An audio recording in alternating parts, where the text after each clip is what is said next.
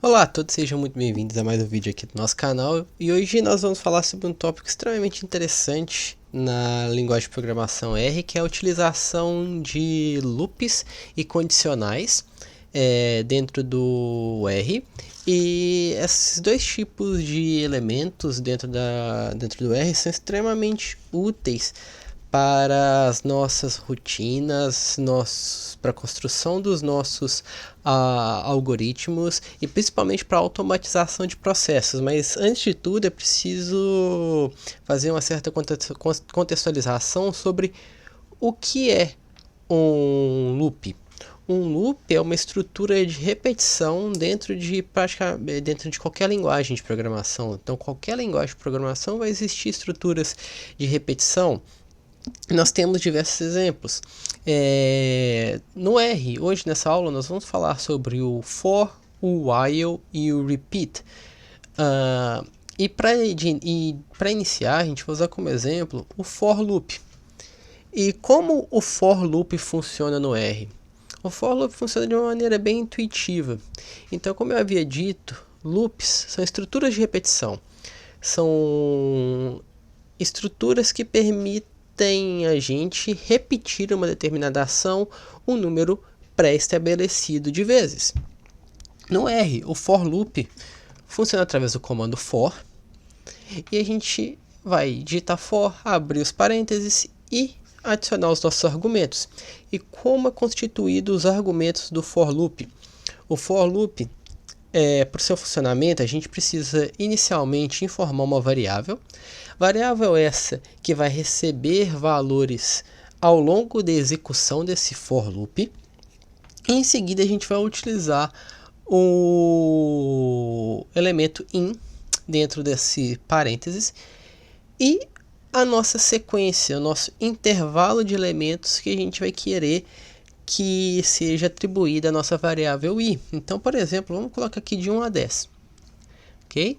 Lembrando que, vamos olhar aqui no console, se a gente digitar essa estrutura 1, 2.10, a gente vai ter uma sequência de 1 a 10, ok? E aqui a gente precisa fazer o quê? A gente precisa abrir as chaves logo após o for, de modo a adicionar entre as chaves a operação que a gente vai querer repetir. Então, de maneira bem simples, vamos colocar aqui, print. Vamos pedir para printar o valor de i. Ou seja, a gente vai printar essa estrutura do loop e ver o que acontece. Então, aqui a gente executou o comando no console. O que a gente tem? De 1 a 10. Lembrando, vamos comparar o resultado aqui, entre a sequência de 1 a 10 que a gente acabou de fazer com o nosso vetor, ok? Com o nosso vetor não, perdão, com o nosso output do for loop. Qual a diferença? A gente está vendo que em cada linha a gente tem um dos elementos, ok? Não dentro do mesmo vetor, dentro da mesma sequência. Por quê? Porque o for loop vai funcionar da seguinte forma. Como que a gente vai interpretar esse comando? A gente vai falar para uma sequência de 1 a 10, atribua esses números à variável i. Então, para i de 1 a 10, print a variável i. Então, a variável i está recebendo 1, 2, 3, 4, até 10. Ok? Isso é bem interessante. Uma estrutura muito simples e que permite a gente automatizar processos, ao invés de atribuir um número a cada vez de 1 a 10 nessa variável. Ok? E existem outras formas muito mais complexas de utilizar um loop for. Por exemplo, a gente pode tentar criar um pequeno pedacinho de código que vai printar o resultado da operação quadrática para todos os elementos de um vetor.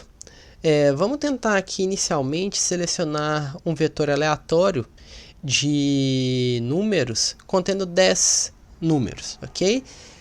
Para isso, eu vou introduzir alguns comandos que podem ser novos para algumas pessoas. O primeiro desse comando é o setSeed.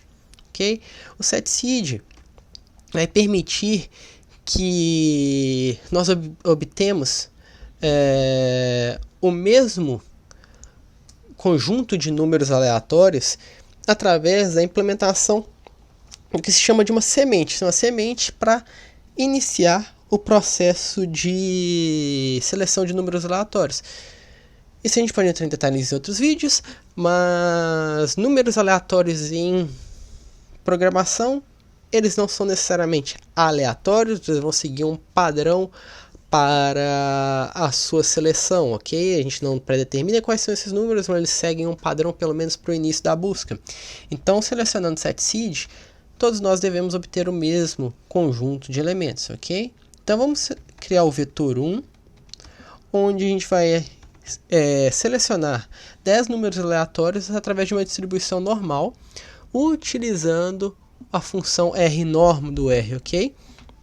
Então a gente executa esse comando, e se a gente averiguar o output que foi inserido no vetor 1, nós vamos ter esses 10 números aleatórios aqui, ok? Uma vez que a gente tem esses 10 números aleatórios, a gente pode usar agora o for loop para calcular o quadrado de cada um desses números, ok? E o que é o quadrado? É basicamente o número multiplicado por ele mesmo, não? Então vamos criar um vetor que inicialmente vai receber o resultado, vou chamar ele de result, sei lá, vamos chamar ele de result quad, vai ser o resultado do quadrado do número, e a gente vai preencher ele com NA, ok? Ele vai ser um vetor só com NA, inicialmente. E a gente vai fazer o quê? For a nossa variável i que a gente já tinha criado em 1 até 10, porque a gente está querendo ir nos 10 elementos, a gente pode fazer o quê? A gente pode, a partir de agora aqui, criar um comando que calcule o quadrado. Então vamos fazer o seguinte, vamos colocar o nosso resultado quadrado aqui, beleza? E dentro do nosso dos nossos colchetes aqui, a gente vai adicionar a variável i. Por quê? Vocês lembram que dessa forma a gente está pedindo, por exemplo, o index 1, 2, 3 até 10 do nosso resultado quad, ok? Sendo que, na verdade, no momento agora ele só tem um NA. E o que a gente vai fazer? A gente vai pegar o nosso vetor 1 na posição i e multiplicar pelo mesmo vetor 1 na posição i, ok? E por fim, a gente vai conferir o resultado dessa operação. Vamos executar aqui. Perdão, vocês viram aqui o que eu vou ter? Um erro. Por que eu tenho esse erro? Isso é uma coisa muito interessante. Eu não posso preencher um vetor que ele não foi criado. Olhem aqui no meu Global Environment, pessoal. Eu não tenho o objeto result squad, então eu tenho que criar ele antes dele ser preenchido no meu loop. Então, primeiro eu crio esse vetor. Agora eu tenho ele aqui, tá vendo? No meu Global Environment, no canto superior direito, preenchido por NA, e eu executo o meu comando. Agora sim, ele foi preenchido, sem erro, ok? Vamos conferir o output.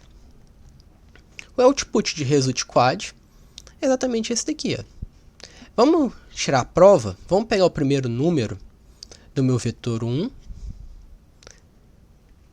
e vamos multiplicar por ele mesmo, ok? Ele deve bater exatamente com o número que eu tenho aqui em cima.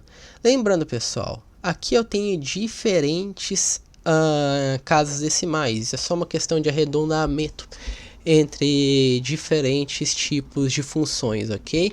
É totalmente normal acontecer esse tipo de arredondamento de casas decimais, mas os números são basicamente os mesmos, ok? Então esse seria um for loop padrão para execução de operações de maneira repetida. Uma estrutura um pouco mais complexa, que a gente chama de nested loop, ou de loops aninhados, ela vai funcionar de qual forma? Ela vai funcionar de maneira a adicionar um for loop dentro de outro. E para algumas tarefas isso é interessante. Por exemplo, a gente quer investigar todas as linhas e colunas de uma tabela, de uma matriz, o que seja. Para poder fazer isso, a gente precisa vasculhar linha por linha, coluna por coluna. Se a gente fizer só com um for loop, a gente vai conseguir em uma dimensão. Com 2, a gente vai em 2 dimensões, ok? Então vamos usar exatamente esse exemplo para trabalhar com os nested loops, no caso nested for loops. Vamos criar uma matriz, a gente vai chamar de matriz 1. E vamos criar essa matriz com o comando matriz, que a gente já viu em alguns vídeos anteriores. E vamos colocar essa matriz como 10, possuindo 10 linhas e 10 colunas, ok? 10 linhas, 10 colunas. Criado. Vamos conferir matriz 1. Preenchida com NA. Não tenho número nenhum ali dentro, ok? E o que eu quero fazer agora? A gente vai preencher essa matriz de modo a calcular o índice da linha multiplicado pelo índice da coluna. Ou seja, eu vou pegar a linha 1, coluna 1, multiplicar entre eles, e meu resultado vai ser 1. Linha 1, coluna 2, meu resultado vai ser 2. E eu vou fazer isso para todas as linhas, todas as colunas, ok? Poderia fazer isso individualmente, adicionar em cada uma das células, mas para que a gente está aprendendo a programar? Para automatizar as coisas. Então a gente pode fazer isso com um nested for loops. Então vamos fazer aí, ó, for. E criamos nossa variável inicial em 1 até. Vamos utilizar o que a gente aprendeu na aula de data frames, dimensões de dimensões de matriz 1 na posição 1. Lembrando que isto daqui vamos copiar e vir aqui no console. Vai me dar o quê? O número de linhas. Se eu colocar a posição 2, me dá o número de colunas. Claro, nesse caso nós temos 10 linhas, 10 colunas, então o resultado vai ser igual. Mas eu estou pegando aqui número de linhas, número de colunas com essa estrutura. Então, para 1 até 10, nesse caso, que é o meu número de linhas, isso é muito interessante quando a gente não sabe, por exemplo, um número fixo de uma matriz. A gente está calculando, está fazendo um código que as nossas dimensões podem mudar. Então, ao invés de você ter que ir lá, rodar, esperar o resultado e pegar o número de linhas ou de colunas, você usa essa estrutura para deixar o código ainda mais automatizado, ok? Então, a gente vai utilizar o i como índice das nossas linhas. Agora, a gente precisa criar um índice para as nossas 10 colunas. A gente usa um outro for dentro desse for loop. E a gente chama agora j, por exemplo. A gente cria a variável j, que vai ir de 1 até dimensões de matriz 1 na posição 2, ou seja, as posições das colunas. Da mesma forma, a gente abre as nossas chaves aqui. E agora a gente vai popular dentro do segundo loop. Isso é bem importante porque a gente vai entender direito o funcionamento, mas a gente precisa colocar dentro do segundo loop para que funcione direitinho. Matriz 1 nas linhas I, na coluna J, vai receber o resultado de I multiplicado por J. Ok? Então vamos executar esse comando. Ok, rodou bem rapidinho. Vamos verificar como matriz 1 foi preenchida. Olha o que a gente tem, pessoal. Olha que estrutura interessante. Vamos tentar entender o funcionamento do for loop. Então o for recebeu aqui no primeiro round de interação, na primeira repetição, o valor 1. Ok? Ele veio aqui e inseriu 1. E a partir do momento que ele recebeu 1, a gente passa aqui agora para o nosso for loop interno. E esse for loop interno ele vai ser repetido 10 vezes. Então o valor de i é fixado em 1 e o valor de j começa a crescer de 1 a 10. E o que a gente está fazendo? Na posição 1, no primeiro loop de j, na coluna 1, 1 vezes 1. O resultado aqui, ok? Agora, continua com 1, o for loop, mas j recebeu 2. Então eu tenho na linha 1, na coluna 2, 1 vezes 2, 2. E 3, 4, 5, 6, assim por diante. Quando eu chego no meu último valor de J, que é 10, eu inicio o segundo round da interação para o meu valor I. E aqui eu zero ou inicio novamente o meu loop. Ou seja, eu vou para a segunda linha, ok, 2, porque eu tenho aqui o que? Meu I vale 2. E multiplico novamente por 1, 2, 3, 4, 5 e assim por diante até chegar a 10. E assim eu consigo preencher as 10 linhas e as 10 colunas da minha matriz, ok? Essa estrutura de matriz é interessante que a gente consegue acompanhar certinho como que funciona o incremento de I em função de J e vice-versa. É uma maneira bem interessante de entender o funcionamento de um nested loop, ok? Ótimo! Muito interessante, a gente aprendeu agora sobre loops convencionais, loops nested loops, mas eu preciso chamar atenção para uma coisa. Nested loops, como a gente conseguiu visualizar aqui, eles aumentam o número de operações de maneira exponencial toda vez que você adiciona um novo nível de interação, ok?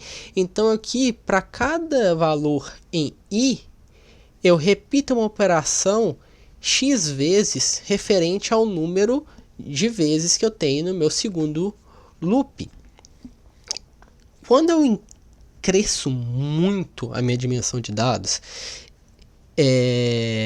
nos dois loops, esse loop pode ser extremamente longo.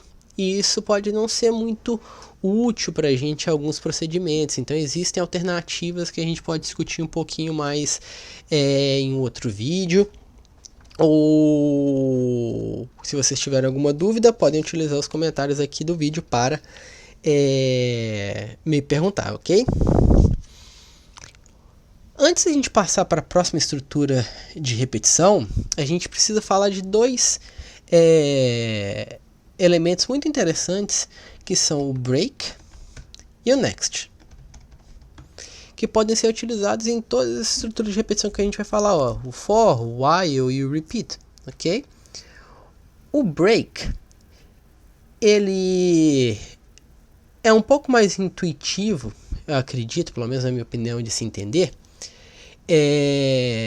porque assim como o nome diz por si só, ele quebra o loop. Ele quebra o loop uma vez que uma determinada condição for atingida. E para isso, já que a gente está falando de condições, a gente vai entrar no outro tópico desse vídeo, que são os condicionais. Ok? Então a gente vai ficar com o primeiro condicional mais comum, talvez, que é o condicional if. Ok? Então a gente vai agrupar duas informações aqui, o loop for e o condicional if. Para isso eu vou criar uma sequência que vai de 1 a 20, ok? Vamos conferir a sequência aqui. Vai de 1 a 20, ok? Mas vamos chamar de sequência 1. Vamos chamar de sequência 1, na verdade, aqui agora, pessoal. Ela vai de 1 a 20, ok? A gente vai criar um for que vai receber I in de 1 até 20, ok? Só que agora eu vou criar um condicional. Esse meu condicional, igual eu falei para vocês, é o condicional if. E ele funciona exatamente da mesma forma que o for. Só que dentro dos parênteses eu vou colocar o que? Eu vou colocar o meu condicional, vou criar o meu filtro, a minha pergunta para o meu dado. Então, se I for igual a 12, ok? Print e aí eu vou utilizar o break, ok? A gente vai fazer isso. O que vai acontecer aqui, pessoal? Aqui vai acontecer o seguinte. Quando eu rodar esse comando, eu vou executar ele aqui e a gente vai ver o que vai acontecer. Ele printou para mim só 12, ok? Ele printou 12. Até o momento, a gente não consegue muito entender a diferença entre usar um break aqui ou não. Lembrando que o if está fazendo, ele está sendo ativado se o meu valor de i é igual a 12. Lembrando que eu tenho que usar os dois sinais de igual, porque é dessa forma que a gente separa adicionar, incluir um valor num vetor e comparar. Aqui a gente está querendo comparar, então a gente está querendo ver se i ele é igual a 12. Se ele for igual a 12, ele vai receber um lógico de true, de verdadeiro, e a gente vai ativar o conteúdo dentro desse if, ok? Então, se i for igual a 12, printa break. Mas vamos criar um segundo nível de comparação aqui. Lembrando, o que eu estou fazendo? Eu estou adicionando esse comando dentro do meu for loop, não dentro do if, ok? A gente vai printar não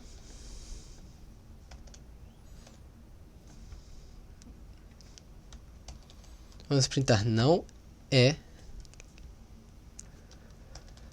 12 aqui.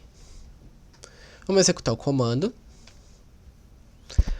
Não é 12, não é 12, não é 12, não é 12, não é 12.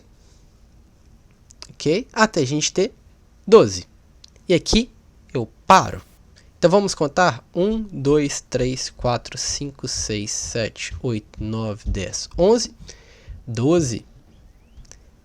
Então eu parei o meu ciclo no 12. Se eu removo o break, por exemplo, eu executo esse mesmo comando, vamos prestar atenção no console. Presta atenção, eu tenho não é 12 até o 12, mas aí eu continuo para 13, 14, 15, 16, 17, 18, 19 e 20. Então eu continuei printando. Por quê? Meu condicional aqui não foi mais ativado, só que o meu loop continuou rodando até 20. Ok? O break dentro do meu if, aqui ou em qualquer lugar, desde que exista ativação do condicional, ele vai quebrar o meu loop, ok? Então geralmente a gente combina break com condicionais. Assim que uma ocasião for atingida ou algum padrão for observado, a gente para o loop, a gente encerra, uma vez que a gente não tem mais interesse de escanear todo esse conjunto de dados, ok? No caso, por exemplo, do next, ele vai funcionar de uma maneira diferente, ok? Vamos usar um exemplo do next aqui. Vamos criar um vetor, uma sequência 2 agora. E essa sequência vai de 1 a 5, ok? Sequência 2 de 1 a 5. 1 a 5, perfeito? E o que a gente vai fazer? A gente vai checar, nesse caso, se um valor é igual a 3. Então, vocês já aprenderam, né? Vamos colocar aqui for i em 1 até 5.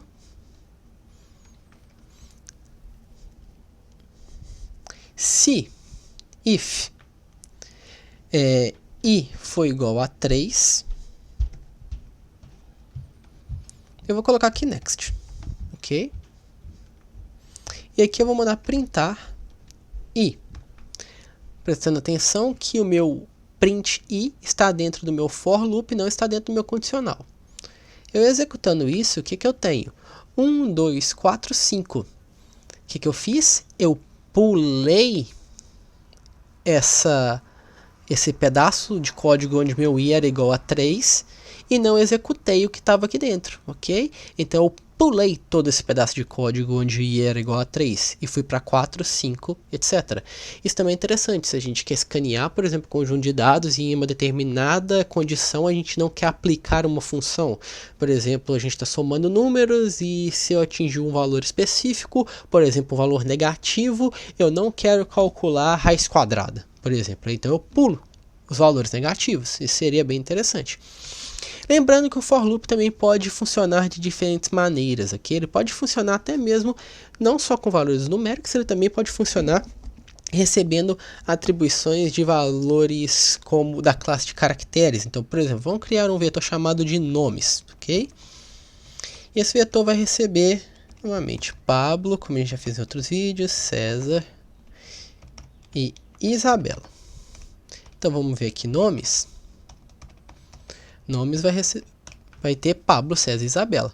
Eu posso fazer com que o meu for loop e na minha variável i em nomes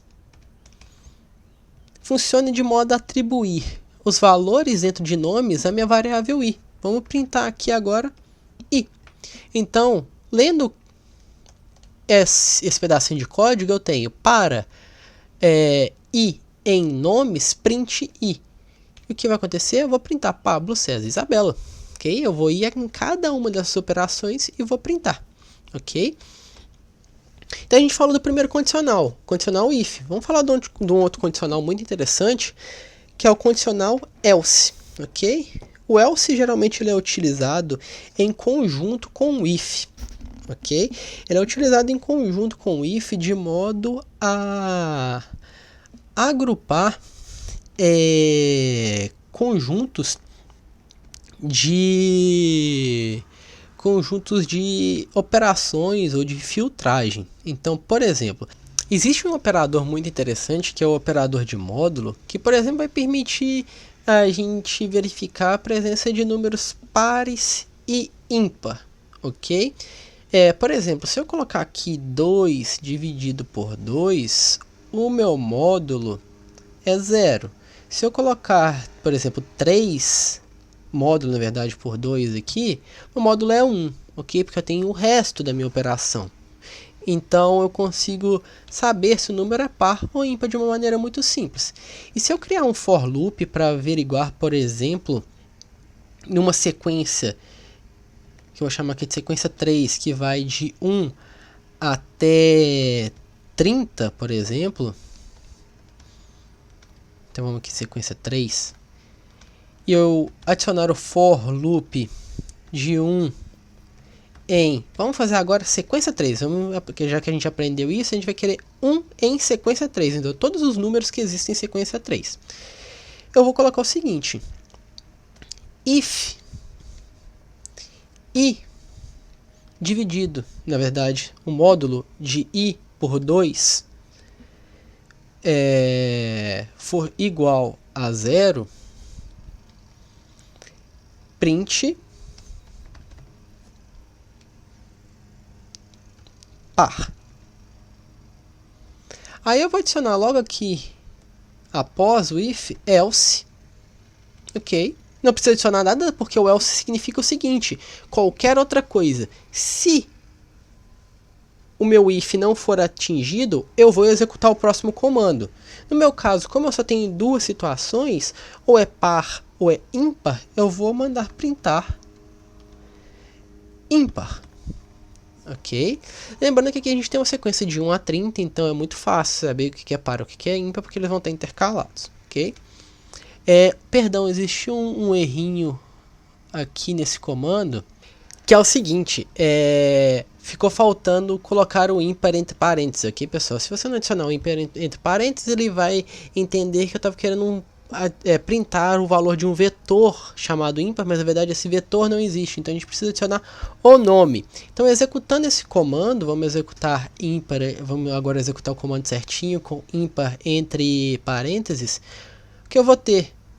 Eu vou ter um vetor que vai ir de 1 até 30, que eu tenho 30 elementos, ímpar, par, ímpar, par, ímpar, par. Porque 1 não é par, ou seja, o módulo da divisão por 2 não vai ser 0, então eu não vou ativar esse pedacinho de código, mas eu vou ativar esse pedacinho de código aqui. Ok, pessoal? Então, eu vou ter essa estrutura de ímpar, par, ímpar, par, ímpar, par. Então a gente aprendeu basicamente as estruturas básicas que são aplicadas para os outros tipos de loop também. Então agora a gente vai falar de outros dois tipos de loop, o while e o repeat. O while é muito simples seu funcionamento, né? O while, diferentemente do for, ele não vai executar baseado numa sequência, ele vai executar até que seja atingido um determinado critério, um determinado threshold, um determinado filtro, ou um valor específico. Para o while, pessoal, a gente vai utilizar uma brincadeira aqui um pouquinho mais diferente, utilizando uma interação com o usuário.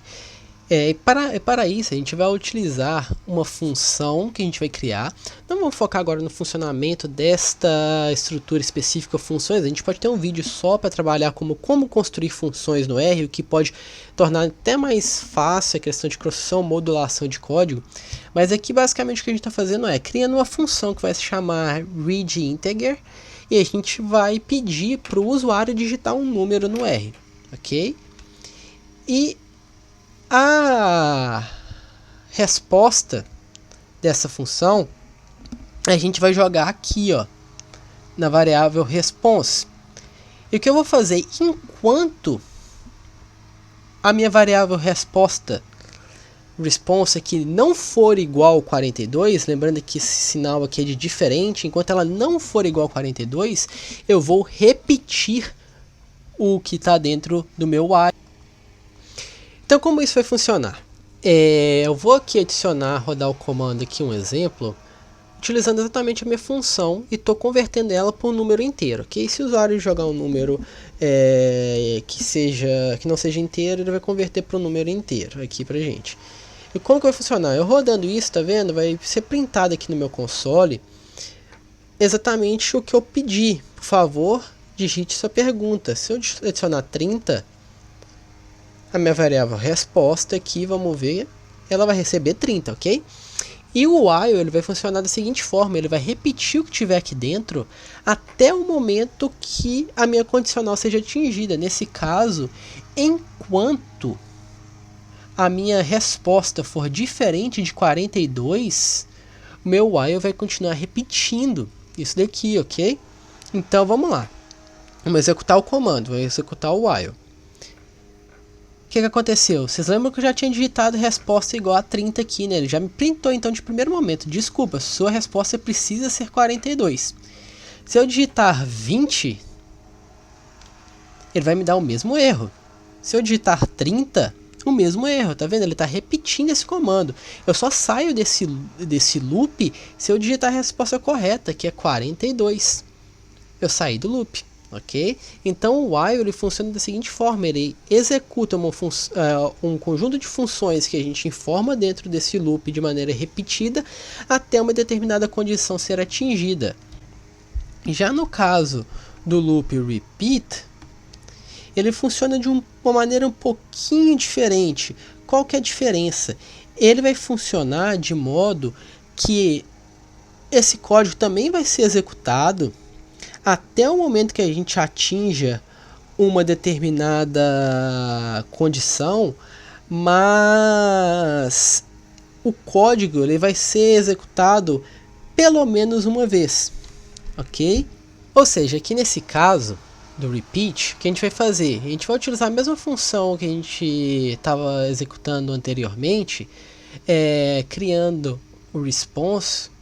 E a gente vai sempre avaliar. Se a resposta for igual a 42, a gente vai printar ok, well done, e vai quebrar. E vai quebrar esse loop. Se não, a gente vai falar, desculpa, a sua resposta precisa ser 42. Então eles vão funcionar basicamente da mesma forma, só que de estruturas diferentes. Então vamos lá. A gente rodou o loop repeat e ele está me pedindo informação. Eu vou adicionar 20 de novo. Ele vai me falar, desculpa, sua resposta precisa ser 42. Eu adiciono 12. Mesmo problema. Até o momento que eu adiciono o meu 42, eu quebro o meu loop utilizando o break. Por quê? Porque a minha condição de if foi atendida. Então repeat e while vão funcionar de maneiras muito semelhantes.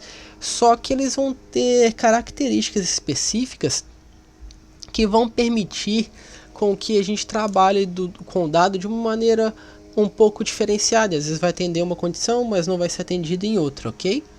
Lembrando que existem opções para a gente evitar loops, ou seja, evitar processos quando o nosso conjunto de dados é muito grande. E a gente pode falar isso num próximo vídeo, pessoal. Como, por exemplo, a família de funções apply no R. Que a gente tem o lapply, o sapply e assim por diante, ok? E assim também como funções como aggregate, callsum, rowsums, que já utiliza de maneira vetorizada funções, evitando a gente de se aplicar loops. Loops são muito intuitivos, são muito úteis, mas também podem ser muito consumidores de tempo no nosso algoritmo, então a gente tem que ficar ligado para isso. Então, pessoal, esse foi o vídeo de hoje. Por favor, não se esqueçam de deixar o like aqui no vídeo, se inscrever no canal e indicar o nosso vídeo para novos inscritos, para que a gente possa continuar falando sobre diferentes tópicos, diferentes informações sobre essa linguagem tão interessante que é o R. Nos vemos no próximo vídeo e muito obrigado.